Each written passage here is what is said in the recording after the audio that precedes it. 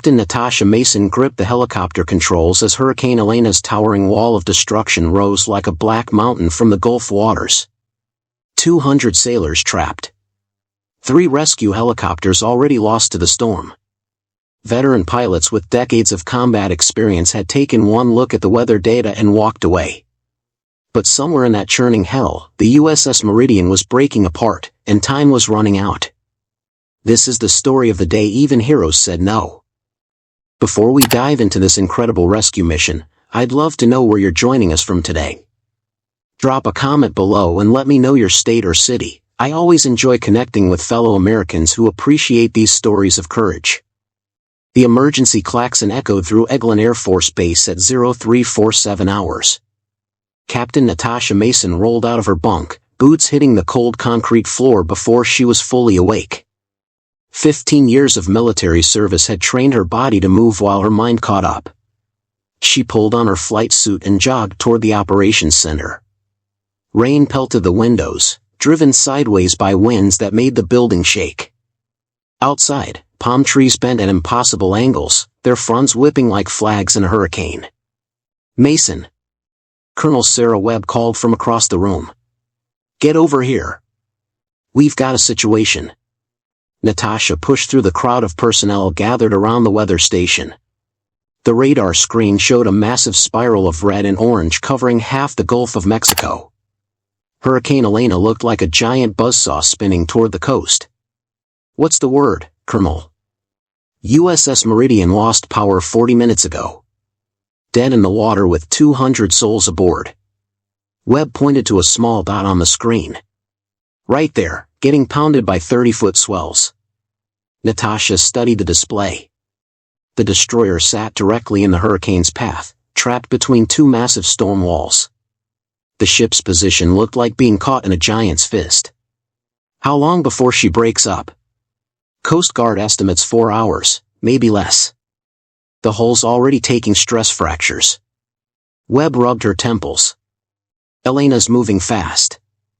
She'll make landfall in 6 hours." A communications specialist approached with a radio headset. "Captain, we've got the Meridian's commanding officer on line 3. Natasha took the headset. Static filled her ears, punctuated by the roar of wind and crashing waves. "This is Captain Mason, Air Force Search and Rescue. What's your status?" The voice crackled through the interference. "Captain Rodriguez here. We're taking on water in 3 compartments. Emergency pumps are keeping us afloat, but barely. My men are scared, Captain." "Hell, I'm scared." "Copy that. Help is on the way. The storm's getting worse. We can see the wall clouds forming. It's like nothing I've ever seen." Natasha handed back the headset. She walked to the large windows overlooking the flight line. 3 helicopters sat in their hangars, looking small against the storm's fury. Lightning flashed every few seconds, illuminating sheets of rain that moved like curtains across the tarmac. "Ma'am?" A young airman approached with a tablet. "Weather update from the National Hurricane Center." She scrolled through the data. Wind speeds, 145 miles per hour. Wave heights, 40 feet and climbing. Visibility, less than a quarter mile. The numbers told a story no pilot wanted to read. Colonel Webb joined her at the window. "I've already lost 3 birds trying to get to that ship. Good crews, experienced pilots. The storm just swallowed them up." "Any word?" "Nothing. Not even emergency beacons." Webb's voice carried the weight of command decisions gone wrong. "I can't officially order anyone else out there, Natasha. This is volunteer only." Natasha watched another lightning strike illuminate the churning clouds. Somewhere out in that chaos, 200 sailors fought for their lives while their ship slowly came apart beneath them. She thought about her daughter Emma, probably asleep in her bed 300 miles away. She thought about her husband deployed somewhere in the Pacific, both counting on her to come home. How many rescue baskets can we carry? 6 at a time, maybe 8 if we strip everything non-essential. That's 25 trips minimum. In perfect conditions, yes. But nothing about this is perfect. Webb turned from the window. The storm's intensifying.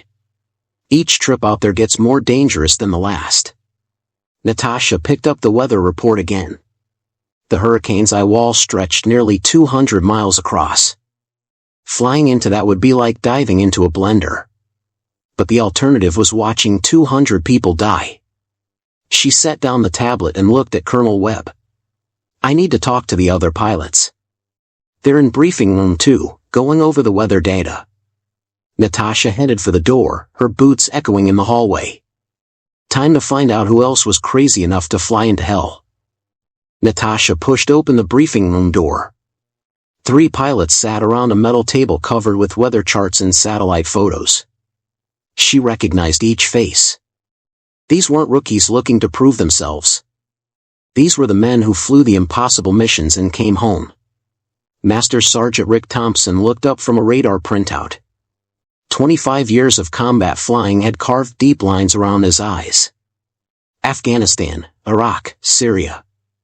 He'd pulled wounded soldiers from hot landing zones while mortars fell like rain. Natasha. He nodded toward an empty chair. Take a look at this nightmare. She sat down and studied the images. Hurricane Elena looked even worse on paper. The storm walls rose like mountains of wind and water, creating a corridor of death between them. Major Carlos Martinez traced the hurricane's path with his finger. I've flown through sandstorms in Iraq that turn day into night. This makes those look like a gentle breeze. He tapped the satellite photo. Look at these wind shear readings. They'll rip the rotors right off your bird. Colonel Jim Stevens leaned back in his chair. He'd survived 3 tours flying medical evacuations in hostile territory.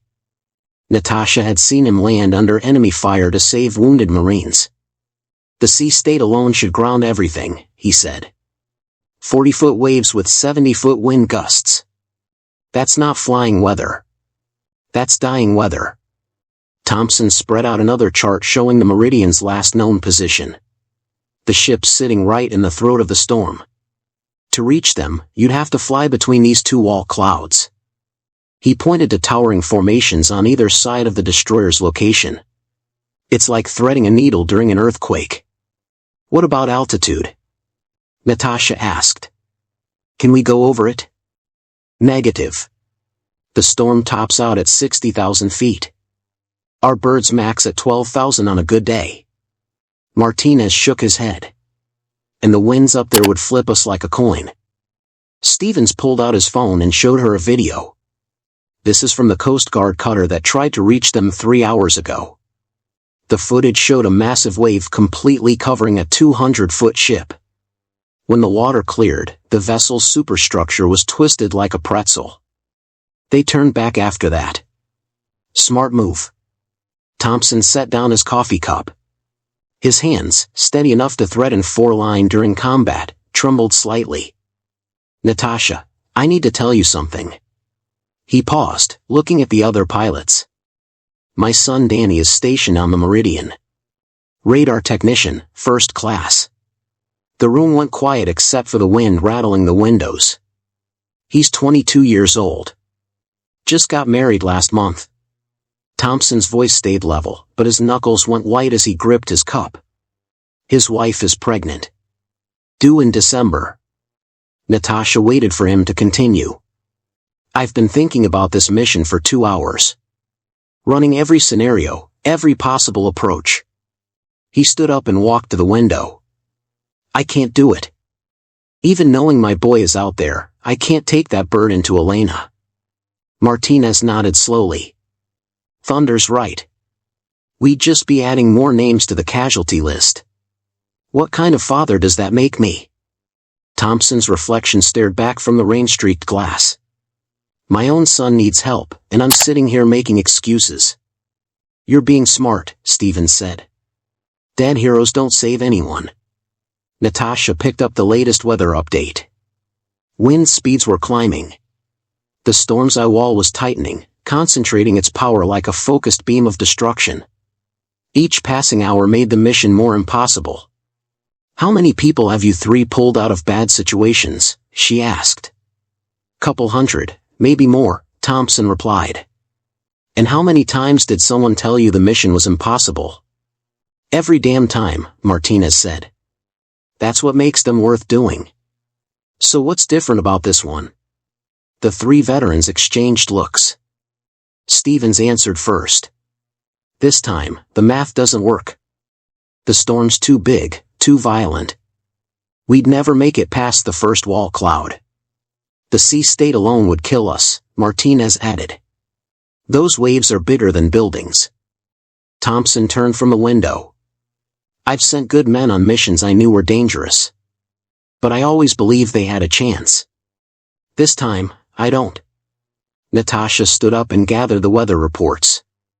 Outside, lightning illuminated the storm clouds rolling toward shore. The base's emergency generators kicked in as the main power flickered. 200 people, she said quietly. We know, Thompson replied. Believe me, we know. She headed for the door, then stopped. Where will you be? Flight operations. Monitoring radio traffic. His voice carried 25 years of command authority. If someone's crazy enough to try this, they'll need ground support. Natasha opened the door. The hallway stretched ahead, leading back toward the hangar where her helicopter waited. Behind her, three of the best pilots she knew sat in silence, wrestling with an impossible choice. The storm was getting stronger. Time was running out.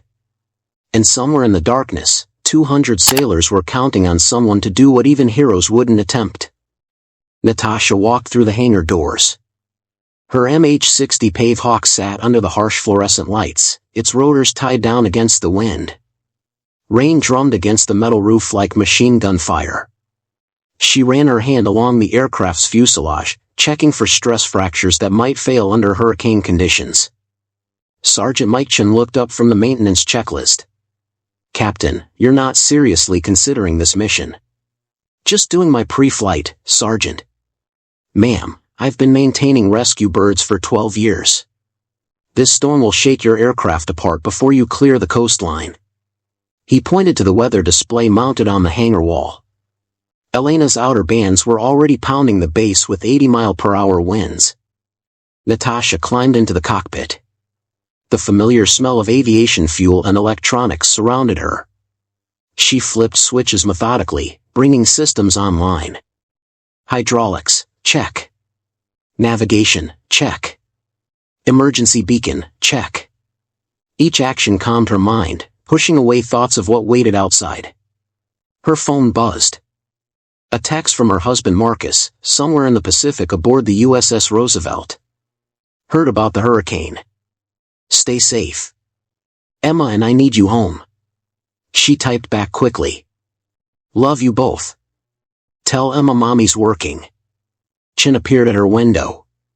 Captain, Colonel Webb wants to see you before you do anything stupid. Tell the Colonel I'll check in before takeoff. She said now, ma'am. Natasha shut down the engines and climbed out. Webb waited by the hangar office, arms crossed. Behind her, Thompson, Martinez, and Stevens watched from the doorway. You planning on committing suicide tonight? Webb asked. Planning on doing my job. Your job doesn't include throwing your life away on an impossible mission. Natasha pulled out the latest weather report. Storm's intensifying, but there's still a window. The eye wall has gaps where the wind speed drops to manageable levels. Manageable? Thompson stepped forward. Natasha, manageable doesn't exist in a Category 4 hurricane. I've studied the radar loops. There are corridors between the worst cells. If I time it right, I can slip through. Webb grabbed her arm. Listen to me. You have a daughter. A husband deployed overseas. What happens to them if you don't come back? For a moment, Natasha saw Emma's face. 5 years old, gap-toothed smile, always asking when Mommy would come home from work. She thought about Marcus, trusting her to be there when his deployment ended. What happens to 200 families if I don't try? Stevens approached carrying a tablet. I ran the fuel calculations. Even if you reach the ship, you won't have enough gas for multiple trips. You might save 20 people before you have to turn back. 20 people is 20 families. And the other 180 die anyway, Martinez said. Natasha walked back to her helicopter. Chin had finished the pre-flight inspection. Everything checked out. The aircraft was ready to fly into hell. Her radio crackled to life. This is USS Meridian. Any Air Force units, please respond. She grabbed the handset. Meridian, this is Rescue 1. Go ahead. Captain, we've lost another compartment. The forward hull is buckling. We're taking on water faster than we can pump it out. How long do you have? Maybe 2 hours. The storm's getting worse. We can hear the hull groaning with each wave. Thompson took the radio. Son, this is Master Sergeant Thompson.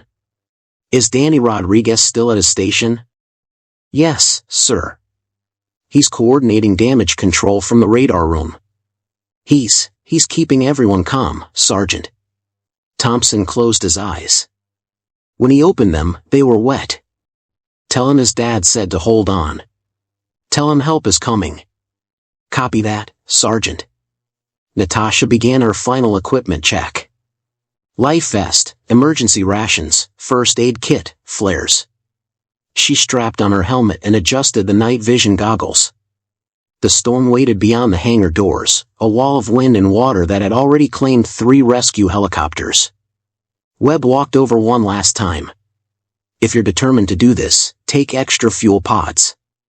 Strip everything non-essential. Already done. And Natasha? Fly low. The worst winds are at altitude. Hug the deck and use the wave action to break up the air currents. Chin appeared with a thermos of coffee and a package of energy bars. For the flight, ma'am. In case you're out there longer than planned. She started the engines. The rotors spun slowly at first, then faster as the turbines reached operating temperature. Outside, rain lashed the hangar doors. Lightning flashed every few seconds, illuminating the chaos beyond. Thompson's voice came through her headset. Rescue 1, you're cleared for takeoff. Weather conditions are, well, they're what they are. Copy, Tower. Request permission to contact Meridian directly. Granted. And Natasha? Bring those boys home. She switched to the emergency frequency. Meridian, this is Rescue 1 departing Eglin. Maintain your position and prepare for evacuation. Roger, Rescue 1. We'll be ready. The hangar doors groaned open. Wind immediately filled the space, sending loose papers and debris swirling. Natasha lifted off slowly, feeling the hurricane's grip on her aircraft from the moment she left the ground. Elena waited like a living thing, massive and angry. Lightning revealed towering walls of cloud that disappeared into the darkness above. The storm stretched from horizon to horizon, a spiral of destruction that dwarfed everything human.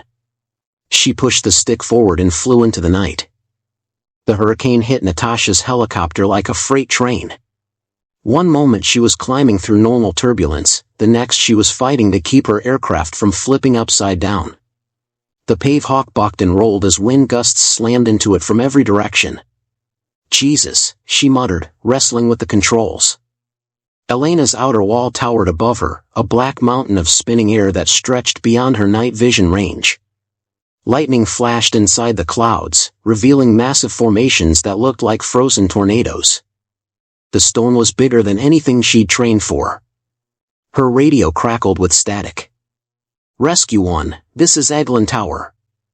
How are conditions out there? Like flying inside a washing machine, she replied, pulling the stick hard left to avoid a wind shear that tried to drive her into the ocean. Rain hammered her windscreen so hard the wipers couldn't keep up.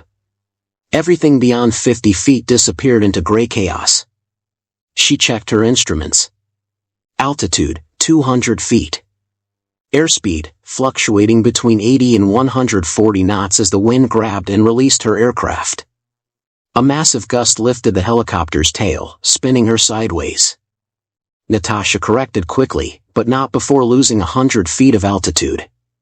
The ocean rushed up at her, waves the size of buildings reaching toward her landing gear. Tower, standard rescue altitude isn't going to work. The winds are too violent up here. Copy, Rescue 1. What's your plan? She looked down at the churning sea.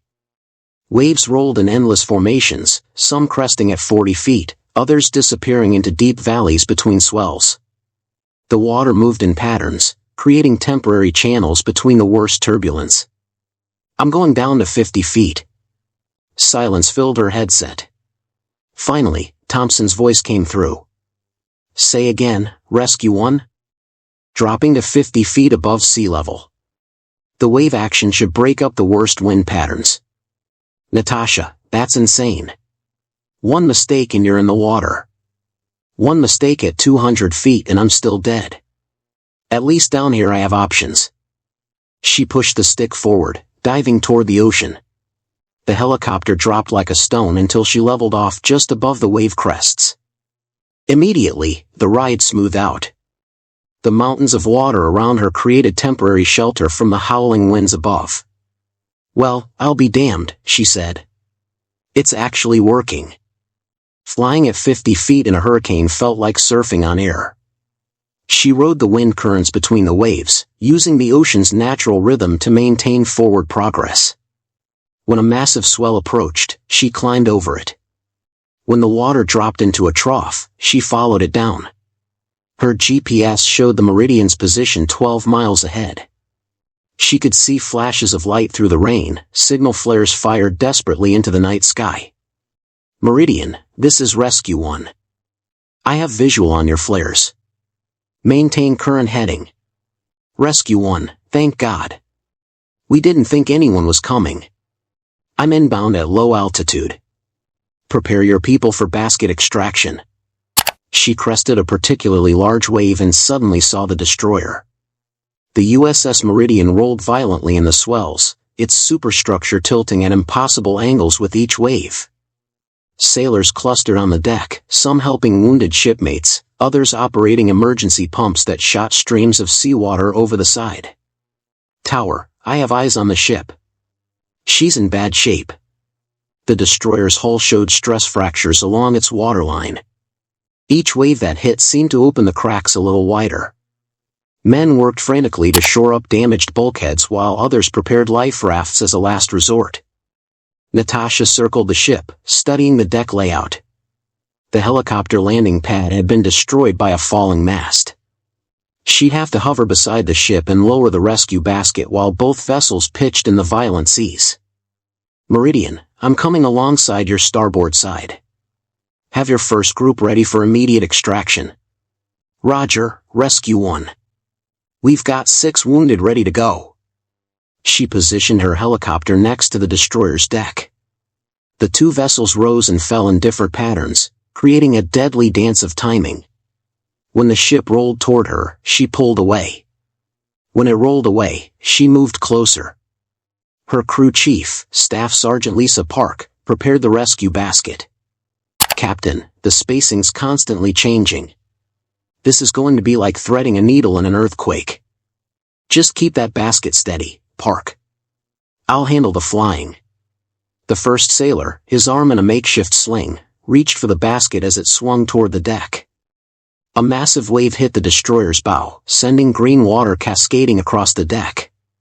The injured sailor lost his footing and slid toward the rail. 3 shipmates grabbed him before he went over the side.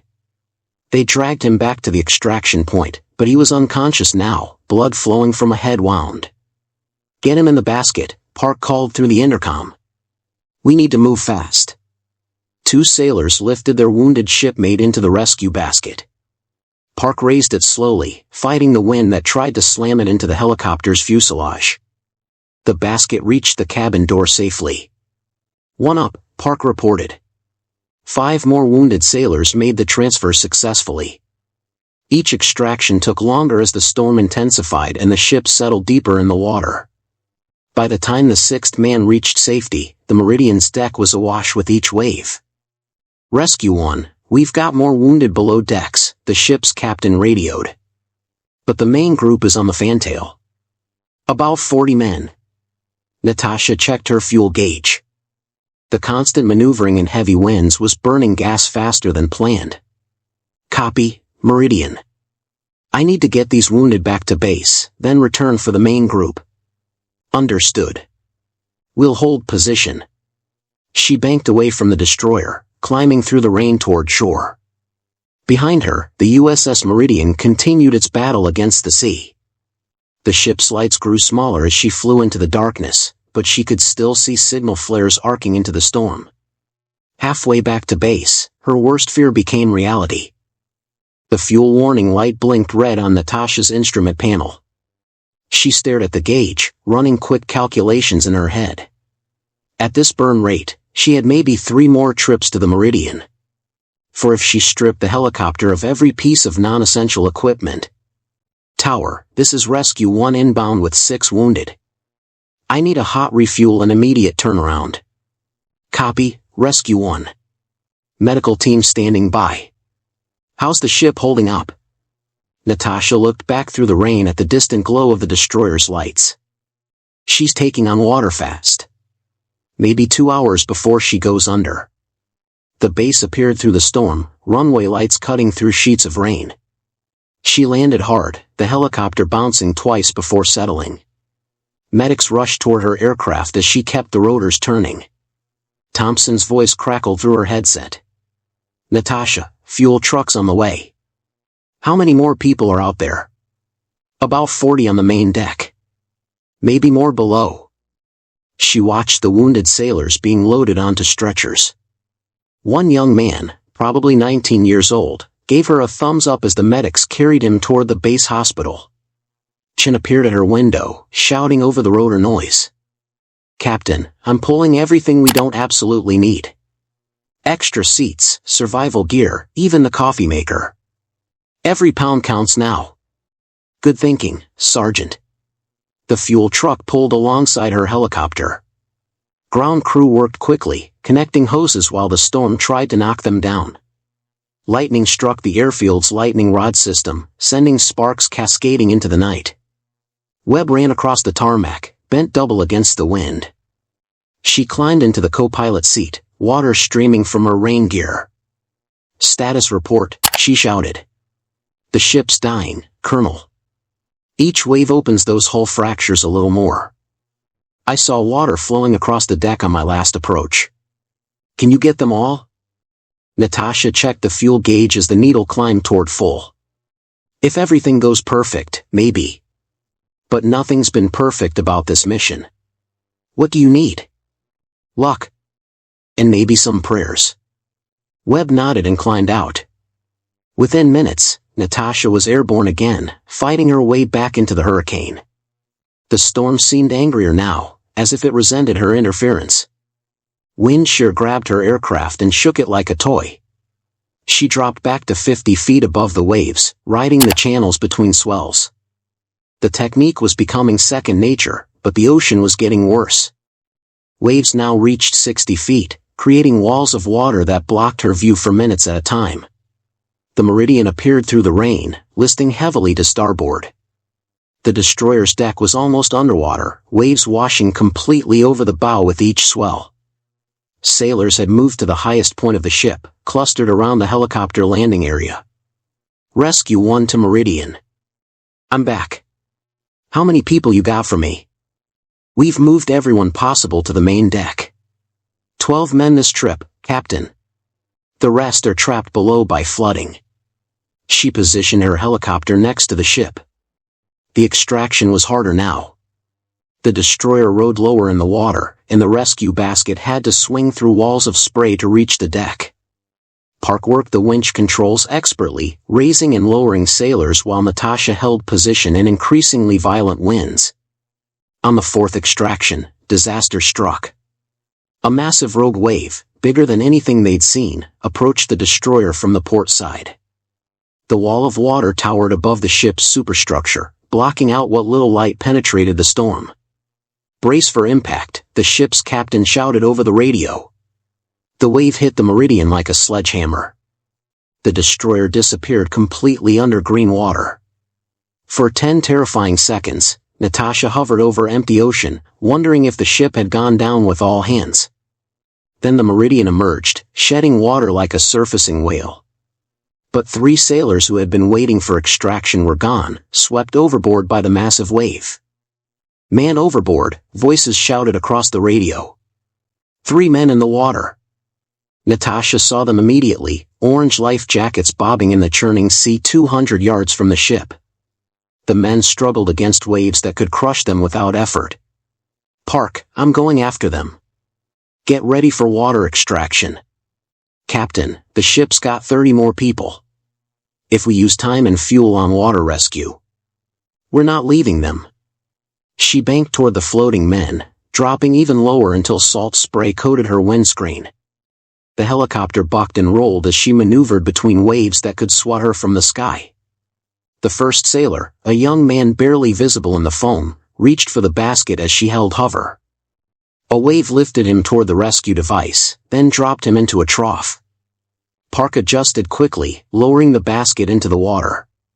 "Got him," Park called. 2 more extractions from the violent sea, each one burning precious fuel and time. By the time all 3 men were safely aboard, the Meridian had settled another 5 feet deeper. "Rescue 1 to tower. Fuel state critical. I've got 15 people aboard. Need immediate return." "Copy. How many left on the ship?" She looked back at the destroyer. Men crowded the remaining dry sections of deck, some helping wounded shipmates, others working pumps that were clearly losing the battle against the sea. 25, maybe 30. The ship's got maybe 30 minutes before she goes under. "Can you make another trip?" Natasha studied her fuel gauge. The needle hovered just above empty. "Maybe 1 more. If I strip everything and fly on fumes." Behind her, she heard one of the rescued sailors talking to his shipmates. "Don't worry about me, Captain. My granddaughter was born yesterday. I haven't even held her yet, but I've got her picture right here."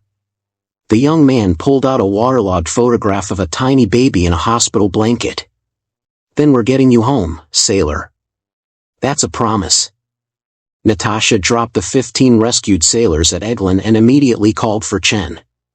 The fuel gauge showed empty, but she knew the helicopter's tanks held reserve fuel for emergency situations. This qualified. "Sergeant, strip everything. I mean everything. Medical kit, survival gear, my coffee thermos. If it's not bolted down, it goes." Chen worked frantically, throwing equipment out of the helicopter while the fuel truck connected for what everyone knew might be her last fill-up. "Captain, you're already running on fumes. 1 more trip might not get you back." "Then I better make it count." Thompson approached through the rain, his face grim. "Natasha, the weather service just upgraded Elena to Category 5. Sustained winds of 165 miles per hour. The stone walls are collapsing inward." She climbed back into the cockpit. "How long before the eye passes over the Meridian?" 20 minutes. After that, they'll be in the back wall. No helicopter can fly in those conditions." "Then I better hurry." Webb grabbed her arm as she reached for the controls. "You don't have enough fuel. The math doesn't work." "Math's just numbers on paper, Colonel. Those sailors are real people." She lifted off into the hurricane's fury one last time. The storm had grown even more violent, if that was possible. Wind shear tossed her helicopter around like debris. Lightning struck so frequently the night sky strobed like a broken fluorescent bulb. Flying at 50 feet above the waves, she rode the wind currents between mountainous swells. But something had changed. The ocean moved differently now, waves coming from multiple directions as the hurricane's eye wall collapsed. Navigating between them required split-second timing. Her radio crackled with weak signals. "Rescue 1, can barely, ship is listing, water in the engine room." "Meridian, say again." "You're breaking up." "We're going down, Rescue 1. Main deck is flooding. Maybe 10 minutes before we lose buoyancy." Through the rain and spray, she saw the destroyer. The USS Meridian rode so low that waves washed continuously across its deck. Only the superstructure remained above water. 28 sailors clustered around the ship's highest point, some wounded, all exhausted from fighting a battle they couldn't win. "Park, this is it. One trip, all of them." "Captain, the basket only holds 6 people safely." "Then we'll make it hold more." She positioned the helicopter as close to the sinking ship as possible. The destroyers list made approaching from the starboard side impossible. She'd have to hover over the ship's tilted deck while sailors climbed directly into her cabin. "Meridian, I'm opening my cabin door. Send your people across one at a time." The first sailor, a petty officer with a bandaged head, jumped from the destroyer's rail to her helicopter's landing gear. He pulled himself up and into the cabin. Then another. Then 3 more. "That's 23 aboard," Park called. "We're way over weight limits. 5 more to go." The destroyer groaned like a living thing as another compartment flooded. Its bow disappeared completely underwater. The remaining sailors had maybe 2 minutes before the ship took its final plunge. A young seaman hesitated at the rail. He couldn't have been more than 18, scared and shivering in the hurricane's fury. "Come on, son," Natasha called through her open window. "Just like stepping off a curb." He jumped, caught the landing gear, and pulled himself inside. 4 more sailors made the leap. The last man was Thompson's son Danny, a radar technician who'd spent the entire night helping coordinate damage control. He stood alone on the tilting deck as water swirled around his ankles. "Danny, come on," she shouted. He shook his head. "The ship's going down too fast. If I jump now, the suction will take your helicopter with it." The Meridian's stern rose into the air as the bow went under. The destroyer was going down by the head, just like the Titanic. In seconds, the suction would pull everything nearby into the depths. "Jump now or we all die." Danny Rodriguez took a running leap just as the ship's deck went vertical. He caught the helicopter's skid and held on as the USS Meridian slipped beneath the waves with a sound like thunder. The suction grabbed at Natasha's aircraft, trying to drag it down into the depths. She pulled full power, climbing away from the destroyer's death throes. The helicopter groaned under the weight of 28 extra people, but the rotors kept turning. "Tower, this is Rescue 1. All hands from the Meridian are aboard. We're coming home." The flight back to Eglin took everything she had. The overloaded helicopter barely maintained altitude. Her fuel gauge hadn't moved from empty in 20 minutes. She flew on vapor and willpower. Storm winds battered the aircraft, but she held course by following the base's beacon. Lightning illuminated the airfield through sheets of rain. Ground crews waited with emergency vehicles, ready for whatever condition she arrived in. Her engines coughed twice on final approach. The fuel pumps were sucking air. She landed hard, the helicopter bouncing once before settling permanently on the tarmac. The engines died as she touched down. "Tower, Rescue 1 is down safe. All souls accounted for." Medical teams rushed to her helicopter as she shut down systems. 28 sailors climbed out into the Florida rain, alive because someone had refused to accept that a mission was impossible. Thompson ran across the tarmac and grabbed his son in a bear hug. Both men were crying, but the rain washed away their tears. Danny looked over his father's shoulder at Natasha. "Thank you, Captain. Thank you for not giving up on us." She pulled off her helmet and stepped out of the helicopter. Her legs shook from exhaustion and adrenaline. Thompson approached, his arms still around his son's shoulders. "My boy's safe because of you," he said. "You did what none of us could do." Natasha looked around at the sailors being loaded into ambulances, at the ground crew celebrating, at the storm that was finally moving inland. "We all do what we have to do, Sergeant. Today, this is what I had to do." Colonel Webb walked over, her uniform soaked but her smile bright. "Nice flying, Captain. The Navy owes you a debt." "No debt required. Just doing my job." As dawn broke through the hurricane's trailing clouds, Natasha Mason walked toward the base hospital. She had phone calls to make. Her daughter would want to hear about Mommy's day at work. Her husband would want to know she was safe. Behind her, the storm moved away toward other battles. But on this night, in this place, 200 families would have their loved ones coming home. If this story of Captain Natasha Mason's incredible courage moved you, please hit that like button and subscribe for more true military hero stories. Share your thoughts in the comments below. Have you ever witnessed such dedication to duty? Your support helps me bring these amazing stories to fellow Americans who appreciate real heroism.